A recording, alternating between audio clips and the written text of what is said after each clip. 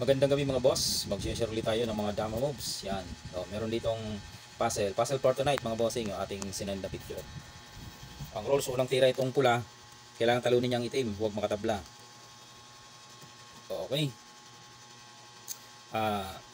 Pisa natin Kapag kinuha mo agad ang center, matatablahan yan mga bossing. Hindi ibig sabihin kinuha mo mga center, lamang na agad. No? Tingnan mo yung posisyon. Tingnan mo, pag kinuha mo yung center, ang gagawin niyan, papakain yan dito. Okay? Gawin niya yung gitna. Ayan.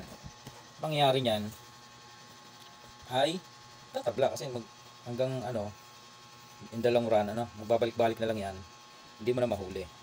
So, hindi yan ang tamang key move para manalo sa end game na ito. Ang tamang move dyan, key move dito lang mga boss. Ayan. O, dyan. Saan titirang itim? Pagka ang itim naman, bigla niyang kinuha ang center at inaakala niya na pag nakuha na ang center, ay tatabla na siya. Kasi pag nakuha nga naman ang center at naipakain niya mga dalawang piyo na yan, iniisip niya pag magpabalik-balik ako, tatabla na. Diyan nagkakamali. Titinan pa rin ang posisyon. Pagpunta niya dyan, talo yan. Bakit? Papakain to Yan. Papakain to. O yan. Talo mga bossing. Basta in-interest agad yung gitna. Okay, hindi na siya nagbilang nag-interest na agad. Basta ito yung ating key move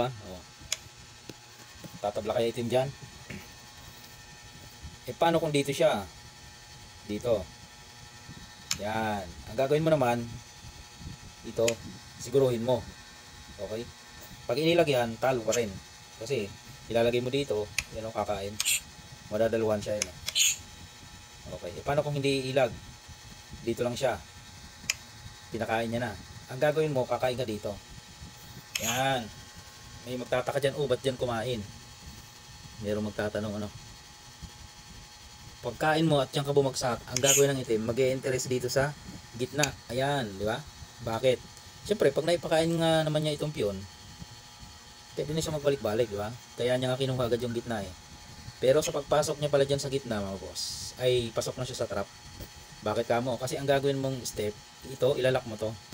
Yan. So, ang mangyayari niyan, hindi siya pwedeng umangat. Ayan. Kasi may ganyan, di ba? Ang mangyayari niyan, dulo-dulo lang. Ang mangyayari, maaring diyan sa dulo, o doon sa dulo, o dito. Bawal siyang aangat di ba? Yan, bawal. Kasi may ganyan nga. Pasok na siya sa trap pagka in-interest niya yung gitna. Yan in-interest ang gitna. Ito agad gagawin mo Yang ilalak mo agad mga boss. Pag pumasok siya dito sa gitna, yan, ilalak mo agad ito. Paano kung nagdulo-dulo na nga siya? Ayan, dito ka lang, tatiming ka dyan timing, dulo lang siya talaga, iikutan mo lang yan. Bawal siya nga angat kasi lagi may ganyan hindi walang walang parang walang pakinabang. Pag doon siya, yan, poporma ka na. Balik-balik. Balik-balik siya. Hanggang sa makagawa ka ng, hindi dyan, dulo. Hanggang sa makagawa ka ng bahay-bahay dito. Yan. Yan ang katapusan niya. Di ba? Kasi pag umangat, ito nga ang gagawin. Makain dalawa. Pag linagay sa dulo, yun. Yun ang katapusan. Okay, mga boss. Balik natin sa position. Dito yung position niya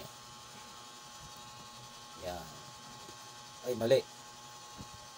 Pula pala, pula, pula, pula. Itim, itim, itim. Yan. Key move ay dito. Ano pa possible moves pa ng itim Wala talaga itong pag-asang tumabla. Yung mga style ng paghuli sa mga ganyan. 3 versus 3 mga bossing. Pag nagkamali ka kasi dyan, yan tabla na yan agad Diba? Papakain. Maunahan ka sa gitna. Kaya timing ka dito. Dito ka lang.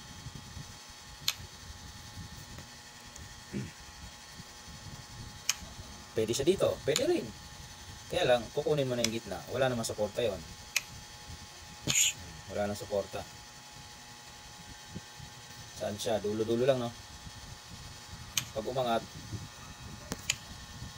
umangat kasi dito nga siya. Kaya ganun. Mag-atras mo, papakain. Okay? Pag dito ka naman matras, papakain pa rin. Yun ang problema. Balik sa posisyon, dito ang tira. Pag pinakain mo naman ang piyon, kain dalawa. Yan. Tapos pupunta ka sa gitna. Lalo naman, huli pa rin. Yan o. Tapos dito siya. O. Kala makakalusot ano. Pagpunta dyan, sasaluhin lang. O, di ba? Yun yung mga formation, mga bossing. O, dito o. Akala lusot siya dito no kasi pinakain dalawa eh. Tapos inagaw yung gitna. Hindi mo akalain may tira pala dito. Sabay doon. Wala na. Possible moves baka meron pa. Basta dito lang yung key move. Pag dito naman siya, yun, dito ka sa gitna. Papakain ulit. Pwede na ulit siya magpakain, di ba? Pakain dalawa. Dito lang. Tapos agawin niya yung gitna. Hindi niya pwedeng agawin palang gitna. Naunahan siya. So magiging 3 versus 1 yan. O, maghuhulihan mga bossing. Kaya namang hulihin yan eh. Di ba? O. Saan siya? O, dito siya. Kaya yan. Marunong na tayo yan. Pag damador, alam dapat paghuli. Pag hindi siya umalis dito, at dito pa rin siya, mahuli siya, di ba? Papakain yan eh. Sabay atras. O. Kaya aalis na siya dyan. Aalis na siya dyan. Yan. Puporma ka na. Ayan na. Naka-formation na. Yung tatlo, basta na ganyan na. Malapit na yan. Pag tumira ka dyan, papakain. Papakain. Huli. Once na yan ay na ganyan, wala nang pag-asa. Diba, di yan. Dyan sa tumira. Tatay mo lang yan dyan. Hindi ka man pwedeng titira dyan. Kakainin ka.